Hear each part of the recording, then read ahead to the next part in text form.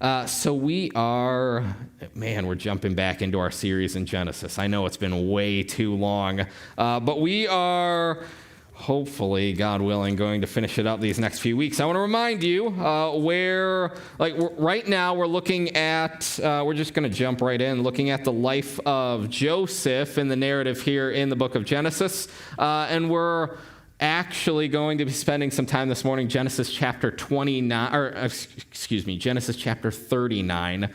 So you can turn with me there. As always, it'll be on the screen in just a minute. But I really want you to see this for yourself, especially with the subject matter that this is concerning today. Want you to see I'm not making any of this up. All right, more on that in a bit. But in the early parts of the book of Genesis, I'll say this. God is very visible, very audible, right? There's lots of examples in the creation narrative or the Abrahamic narrative or the narrative of Isaac or even Jacob. All these stories where God is constantly just breaking in, right? There's miracles, there's visions, there's voices, there's dreams, there's appearances. But then we get to this last part of the book of Genesis. We get to the life of Joseph, and all that's gone. All of that has just faded away. There's no miracles, there's no visions, there's no voices, there's no appearances. But the point of the story is that with God, silence does not mean absence. Okay, and actually, it's often the opposite, right? When God seems most hidden, often he's working the most in our lives, right? We tend to think of things like they're the opposite, like that's not the case, but this is the picture the scriptures paint for us. So that's really what we've seen as we've looked through the life of Joseph, and that's what we'll continue to see. We saw I think it was a month ago, the last time I was up here. Again, been way too long. Hopefully I remember how to do this. We'll find out. But I think we looked at Joseph's sufferings, right? And this morning, we're going to see the same thing as we look at Joseph's temptations. More on that in just a minute. So let's just read through the passage. Genesis chapter 39. We'll start reading in verse 1.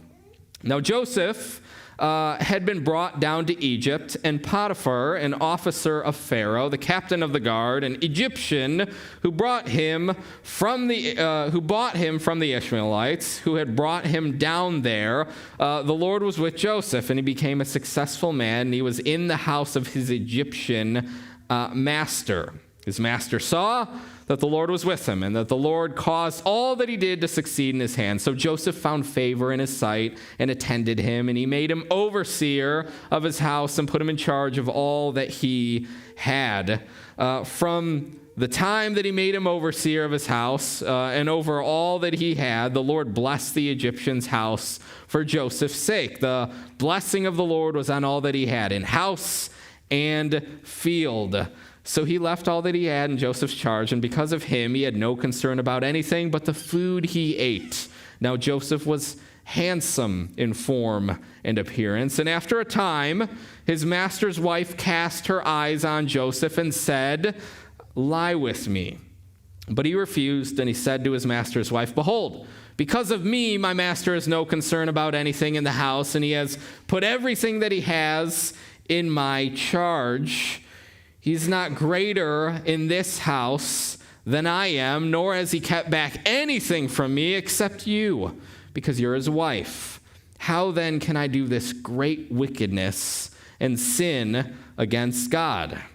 And as she spoke to Joseph day after day, he would not listen to her, to lie beside her, or to be with her. Verse 11, but one day, when he went into the house to do his work, and none of the men of the house was there in the house, she caught him by his garment, saying, "Lie with me." But he left his garment in her hand and fled and got out of the house. And as soon as she saw that he had left his garment in her hand and had fled out of the house, she called to the men of her household and said to them, "See, he has brought among us a Hebrew to laugh at us. He came into me to lie with me, and I cried out with a loud voice. And as soon as he heard that I lifted up my voice and cried out, he left his garment beside me and fled and got out of the house. Then she laid up his garment by her until his master came home, and she told him the same story, saying, the Hebrew servant whom you brought among us came in to me to laugh at me, but as soon as I lifted up my voice and cried, he left his garment beside me, and I fled out of the house. And as soon as his master heard the words that his wife spoke to him, this is the way your servant treated me, his anger was kindled. And Joseph's master took him and put him into the prison, the place where the king's prisoners were confined, and he was there in prison. Verse 21, but the Lord was with Joseph and showed him steadfast love and gave him favor in the sight of the keeper of the prison. And the keeper of the prison put Joseph in charge of all the prisoners who were in the prison. Whatever was done there, he was the one who did it. Verse 23. Keeper of the prison paid no attention to anything that was in Joseph's charge because the Lord was with him. And whatever he did, the Lord made it succeed. Now, like I said, all right, this particular narrative, this account in Joseph's life is really about temptation. And here's what I want us to see in the beginning, in the middle, and in the end of this chapter. There are really three different temptations here that I want to point out. There's a temptation in the middle, a temptation in the beginning, a temptation in the middle, which is, of course, the obvious one, the one that takes center stage. And then there is a temptation, a little bit more hidden, but it's at the end. Three temptations: the temptation of power, the sexual temptation, and yes, we are going there after a month off from preaching. So parents, be warned, I'm going to try and keep it PG, but if you need to leave the room, no judgment. There will be judgment if you don't have children and you leave the room, okay? Just letting that... Right? So the sexual temptation, and then the hidden, or let's say the hardest temptation of all. We'll put it that way. So again, the power temptation, the sexual temptation, the hardest temptation of all. That's what we'll see as we work through this text. So let's start here this morning. The first thing I want us to see, and it's really easy to miss if you're not careful, it's that there is this temptation of power here in this passage and working here in our lives. So remember the Joseph story, okay? Where's Joseph? He's been sold by his brothers. And we saw that last time we were here in the book of Genesis. He was brought into this household of Potiphar, who was, we're told, the captain of the guard. And to us English readers, right, that... we read captain of the guard, and we think it's, okay, some head of security or like mall cop type of position, something like that, right? But I want you to know it's much more than that. This was actually the same title given to the Babylonian general. I think it's 2 Kings chapter 25, which means that this guy was probably the commander-in-chief of the armed forces. The most powerful man in one of the most powerful kingdoms, if not the most powerful kingdoms on the face of the earth at that time. And so Joseph has come into this house, and he's come into this center of power. But how do you use power? Well, here we have two examples of two vastly different ways on how we can use power. So first we see Potiphar's wife, who is, she's at the center of power, and how does she use that power? Look with me, verse 7. And after a time, his master's wife cast her eyes on Joseph and said, "Lie with me." So we can, imagine the scene, and we usually see Potiphar, we imagine it, and we see Potiphar's wife, being seductive here. That's how we tend to read it in the English, but the problem with that English translation is really it doesn't convey sort of the forcefulness of what she's saying here, because actually in the Hebrew, what you have are these two words, and this is a command. So I'll try and rephrase this for you. All right, the best translation I can come up with, and this is Scott's translation, is this: bed now. That's what she says, right? And of course, this is about sex, but this is also about power. Okay, in other words, the habits of her heart have been completely corrupted by the power that she exists in, the power that she lives in. And of course, this is a betrayal of her husband, but she's used to living like this, okay? She's used to sort of using her power to just get what she wants. She's used to using her power to fill her needs.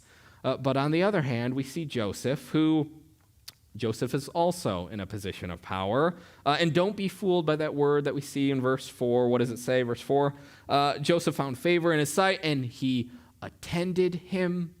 He made him overseer of his house, put him in charge of all that he had. He attended him. He made him overseer of his house. So again, we read that in the English, and we're like, okay, Joseph got promoted to Potiphar's personal assistant, right? But again, that's just not the case at all. This is the same title used to describe Joshua's relationship to Moses. So Joseph he wasn't just some personal assistant. He was the COO. He was put in charge of the whole estate, of everything. So Joseph, he had power too, but here's what's interesting, okay? What's interesting is how Joseph chose to use his power. And how did he choose to use his power? He chose to use his power to bless others. Look at this. Look at verse 5.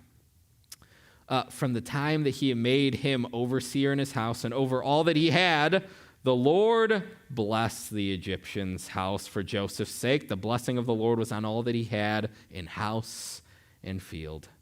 So Joseph used his power so that this society and think about this, this society that didn't acknowledge his God, right? And his master, who didn't acknowledge his God, were blessed by his use of power. So what can we learn here, okay? And I'm glad you asked, because I have the answer to that question for you, right? We learn something that's just so obvious, all right? It's easy to miss when you read the passage, but here's the thing. I'll put it this way. You do not need to be employed by the church for God to use you, okay? I think we've been trained, we've been conditioned to think that if you have any sort of skill, if you have any sort of ability, you have to use it in the church. And it's good to use it in the church, but this is what we say. Like, if you're musical, then you have to help with worship, right? If you're administrative to any level, right, then maybe you should lead a ministry. Or if you have communication skills, maybe you should preach, or you should teach, or you should be up here on stage, right? Like, that's what we've been brought up to believe. But do you remember, and this is like a while ago when we covered this, Genesis chapter 12, right? Like, when were we in Genesis 12, 2014 or something like that? I'm kidding. It's like a few months ago, okay? Genesis 12, when God says to Abraham, in you all the families of the earth shall be blessed. Do you remember that? All right, this passage right here, this is the very first fulfillment of that. And Joseph, he's the very first one of Abraham's descendants that God actually uses to bless the nations, to bless the families of the earth. And he doesn't call Joseph to be a prophet. He doesn't call Joseph to be a preacher. He calls him to be a businessman. He calls him to be a leader. He calls him to be faithful where he's at. He calls Joseph to oversee a hunger relief program to save his family, to save thousands of other people. That is how God is using him.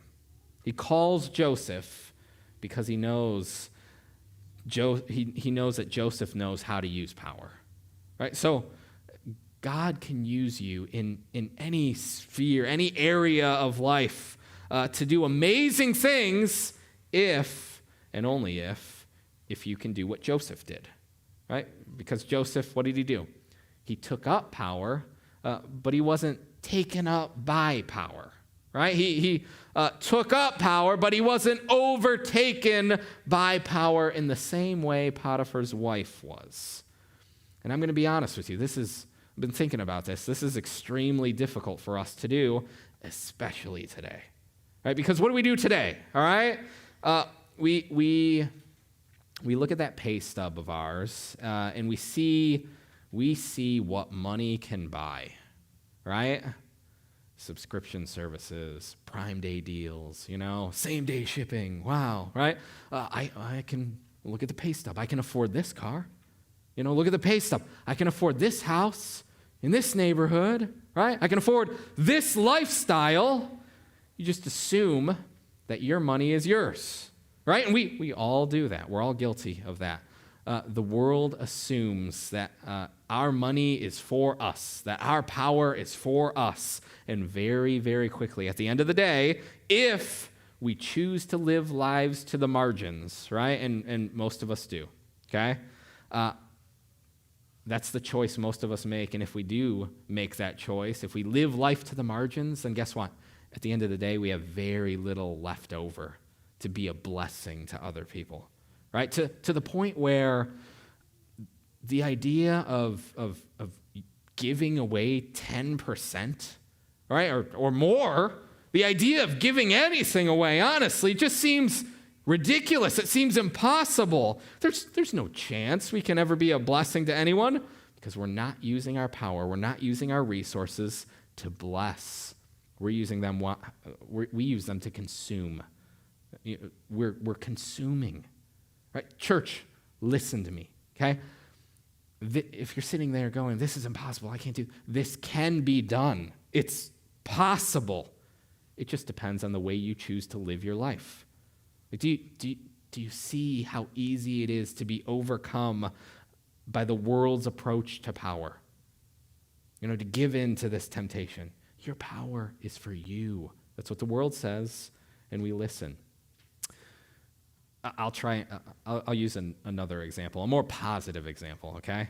Years ago, I was having a conversation with somebody who, this individual really screwed up at work, and they messed up so bad that they were worried, like genuinely worried they were going to lose their job, right? But to their surprise, their boss took the blame for them.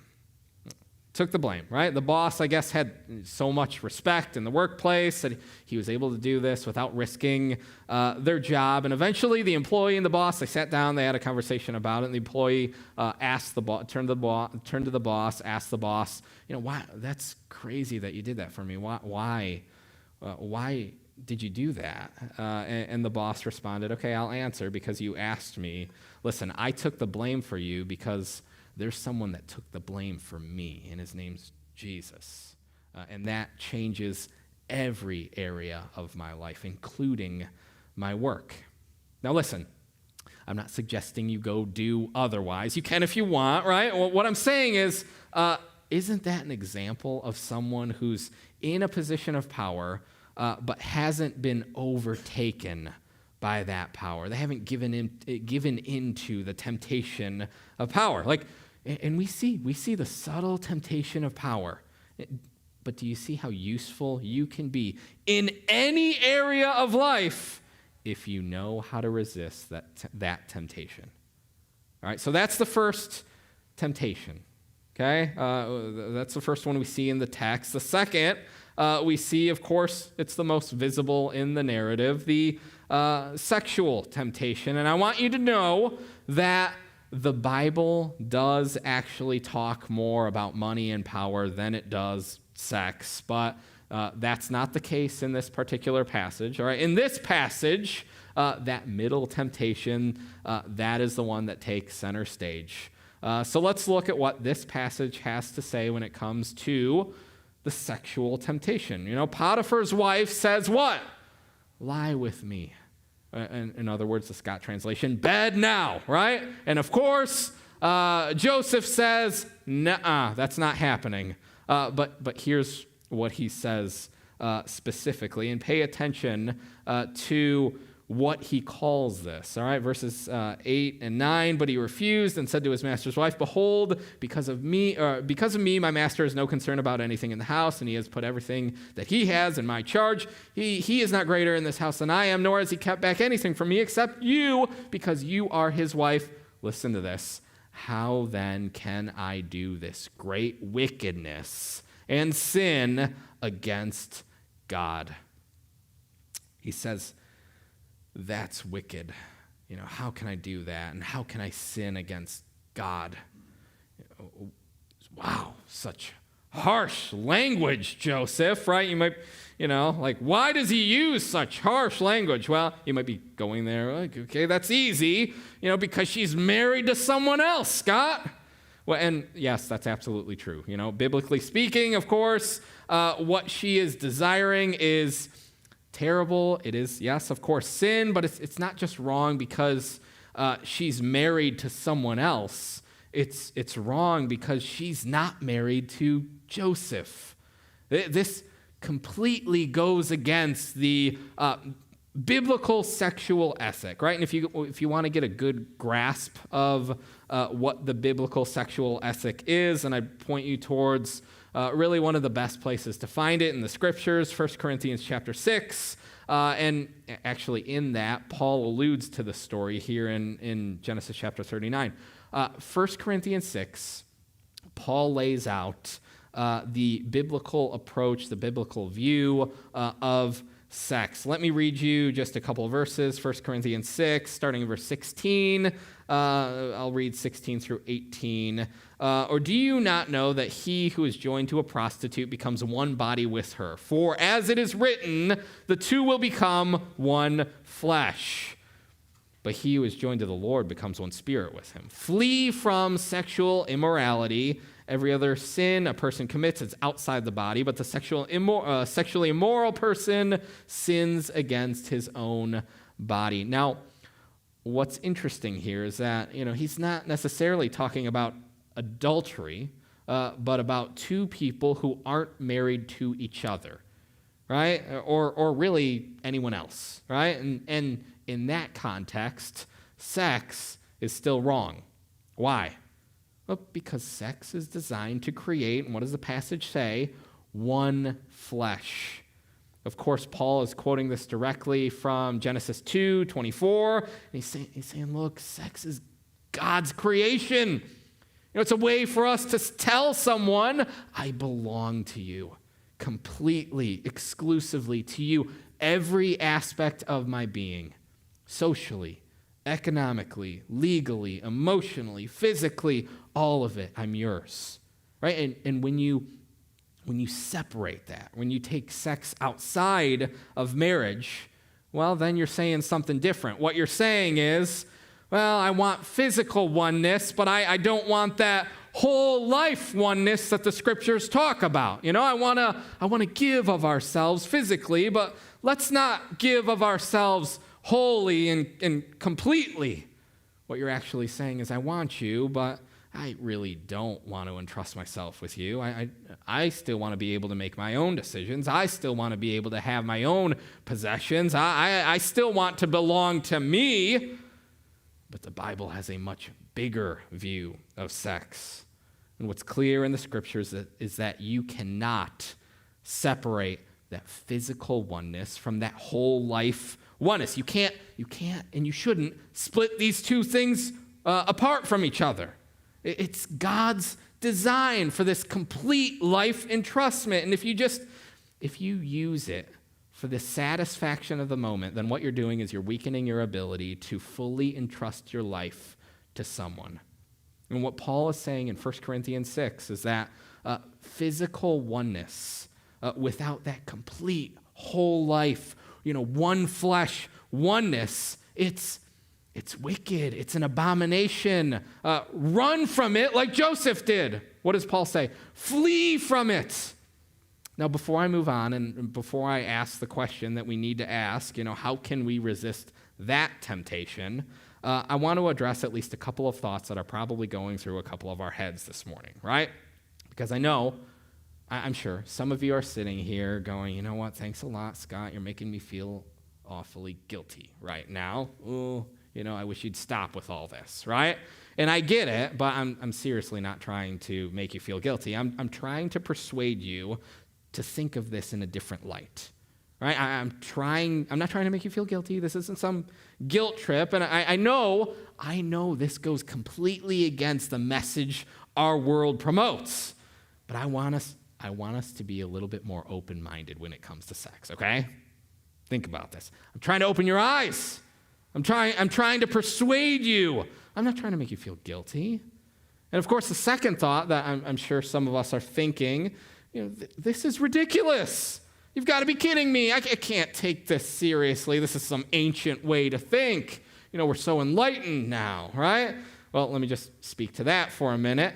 And I hear this all the time from people, especially those outside the church. Why do you think your religion, why do you think your faith system is better than the next? Why can't you just agree? Why can't you just get along, right? You see those bumper stickers everywhere? Well, listen, if that's your argument, then do you realize there are very, very few things that every major religious system on the globe can agree with and share in common? But this is one of them. Every major religious system says the same thing. You shouldn't take sex outside of that whole life covenant and commitment. You shouldn't do that. And if you want to dismiss this as ridiculous, well, just give me a break. Give me a break. All right, you should consider this. Now, here's the question. How does Joseph resist this? How does he resist this temptation? And honestly, here is the surprising thing. The common answer of the day when you ask the question, or when you're talking about resisting temptation of any kind, what do we say? We say, well, it's a matter of the will. If you just look into your heart, and if you see a desire that's not healthy, then if you see a desire that's going to get you in trouble, then you know what? You need to suppress it. Push it down, don't let that thing rise to the surface or else you get in trouble. Suffocate that temptation, right? We say the will, the will is in charge of the heart, so practice self-control, right? Go out there and suffocate temptation, right? But that's not what happens here, right? Joseph isn't looking inside to suppress his desire for her. Where's he look? Where's he looking?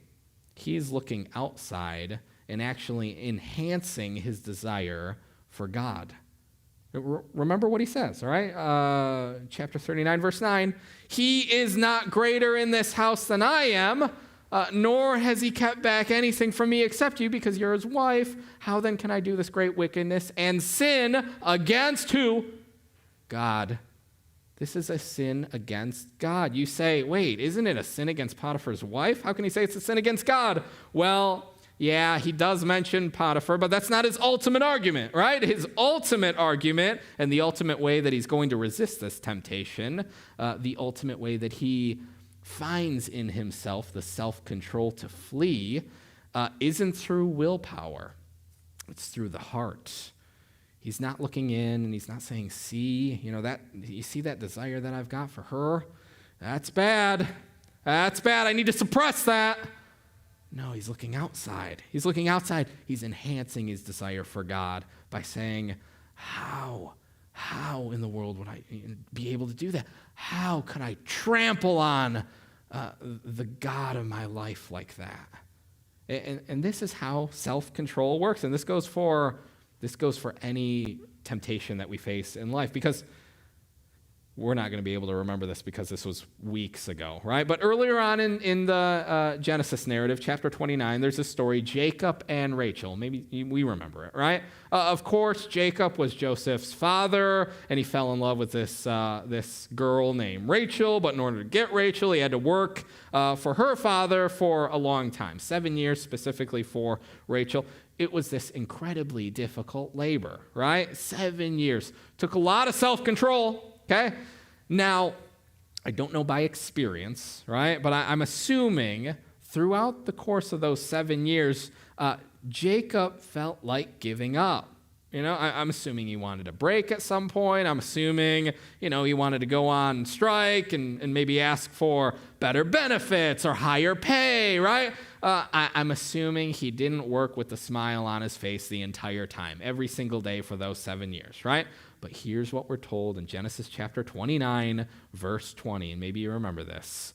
So Jacob served 7 years for Rachel, and they seemed to him but a few days, because of the love he had for her. Jacob, he had the normal things that his heart desired, right? He wanted rest. He wanted a vacation. He felt self-pity. Like everyone feels those things when you work the way Jacob had to work. His heart wanted all those things, but not as much as he wanted her, right? He desired many things, but not like he desired her. Right? Jacob had one overpowering desire, one prize, one love, one passion that put all the desires of his heart in their proper place. So self-control. It's not about the will suppressing the desires of the heart, right? But it's the desires of the heart being reordered by this overpowering, stronger desire. In other words, I'll put it this way. You and I need a Rachel, right? You need something that captures your imagination, that captures your heart. You need one supreme love to put all the other desires in their place. And that's actually what Joseph did, right? He did that, but here's the thing. You and I have something that Joseph didn't have, right? We have something better. You might be sitting there going, something better? What? Yeah, we have something better, right? Because there's another Joseph I can talk to you about, okay? One that was, one who was more beautiful, right? The text tells us that Joseph was handsome in form and appearance, right? There's another Joseph who, as John 17 says, had the eternal glory of God. Philippians 2, he was equal with God, right? Like this Joseph, he had a palace, he had power, he had glory, but exactly like this Joseph, he lost it all. Let me read you a couple passages. Isaiah 53, verses 2 and 3. For he grew up before him like a young plant and like a root out of dry ground. He had no form or majesty that we should look at him, and no beauty that we should desire him. He was despised and rejected by men. A man of sorrows, acquainted with grief, and as one from whom men hide their faces, he was despised, and we esteemed him not. So Joseph, he lost everything. He was thrown out. He was thrown into prison, right? He was numbered with the transgressors. He wasn't a criminal, but he was thrown in with the criminals. He was thrown in with the guilty, and so was Jesus. Verse 5, he was pierced for our transgressions. He was crushed for our iniquities. Upon him was the chastisement that brought us peace, and with his wounds we are healed. Jump down to the end of that chapter. I'll divide him a portion with the many, and he shall divide the spoil with the strong, because he poured out his soul to death and was numbered with the transgressors. Yet he bore the sin of many and makes intercession for the transgressors. So here's the question. Why did Jesus go to the cross? If you think about it, he had a lot of temptation to run, so much temptation to flee, but why did he choose the cross? How was he able to turn aside all those temptations? How was he able to endure to the end? You know how? It's because of us. We were his Rachel. We're his overpowering desire, that one desire in his heart that put all the other desires and temptations in their place. He loves us. And when you see him doing that for you, that's the only way we're going to be able to endure temptation, right? When we see that we're his passion, then he'll become our passion, right? And I know there's a lot of single people out here saying, no, if I was just married, if I was happily married, then and only then I'd have no problem with sexual temptation. Listen, that's just not true. Ask any married person. They'll give you the answer, right? Unless you have the love of Jesus as that overpowering desire of your heart, then what's going to happen? Unfulfilled desire going to spill out into sexual desire. No matter how happily married you are, that will happen. All right, quickly. I told you I have 3 temptations we need to work through. Here's the last one. And I think it's the hardest temptation of all because Joseph has done everything right this time, right? You remember chapter 37, okay? I know it was forever ago, but in 37, Joseph was a spoiled brat. He lied, he cheated, and as a result, it all caught up to him. His brothers sold him into slavery. He was bought and brought in, and as a result, his life just fell apart, right? But here in chapter 39, he's done everything right. He's rising up. He has power. He's doing well. He's resisting temptation in every way. Resisting the temptation of power and of sex. He resists them all, right? And still, what happens? His life falls apart. Here's what I mean by the hardest temptation of all. It's the temptation to despair. Because when you've resisted all the other temptations and your life still just goes horribly wrong, it's so difficult to resist the temptation to just despair. I've done everything right, God. I've resisted this and I've resisted this, and for all these years I've said no, and still my life is a mess. Listen, praise God we have the story of Joseph. Right? Because here's the thing. You and I have a unique perspective on Joseph's life that we just can't possibly have on our own because, we know that if Joseph hadn't gone to prison, if Potiphar's wife hadn't done this awful thing to him, he wouldn't have met the king's prisoners. And we know that if these awful things hadn't happened to him, then sure, he might have been living high up in Potiphar's household, but he would have never become the prince of Egypt. He would never have been able to save his own family. He would have never been able to save thousands of others. So God didn't save him in spite of this tragedy. He saved him through it. And notice how the narrator gets this across too, right? You see this at the very beginning of the chapter. His master saw that the Lord was with him. The Lord caused all that he did to succeed in his hands. Jump ahead to verse 5. From that time he made him oversee in his house over all that he had. The Lord blessed the Egyptian's house for Joseph's sake. The blessing of the Lord was on all that he had in house and in field. And then all the way at the end, you see the very same thing. What do you see? Verse 23, the keeper of the prison, he paid no attention to anything that was in Joseph's charge because the Lord was with him. And whatever he did, the Lord made it succeed. So what does this mean? Here's what it means, okay? Come what may, nothing can derail God's quiet care for you and his ultimate plan for your life. Church, don't forget the ultimate Joseph. Okay, he lived a great life, a perfect life, and his life fell apart. And sure, there was resurrection, and there will be resurrection for you and I too. But you want to resist temptation? Make him the desire of your heart. Let's pray. Father, I just thank you. I thank you for this text, and most importantly, I thank you for the love of your Son. And Lord, that's exactly what we need to resist temptation, especially the temptations that we see not only in this text, but in our lives, the temptation of power, of sex, and of despair. We pray that you just help us, Lord. Lead us not into temptation, as that prayer says. Help us to live our lives in the knowledge of what you did for us, and open our eyes to see this, Lord, that we might be reordering the desires of our hearts. And Lord, help us to see you as that ultimate desire of our heart. Lord, we love you. Help us, Lord, in Jesus' name. Amen.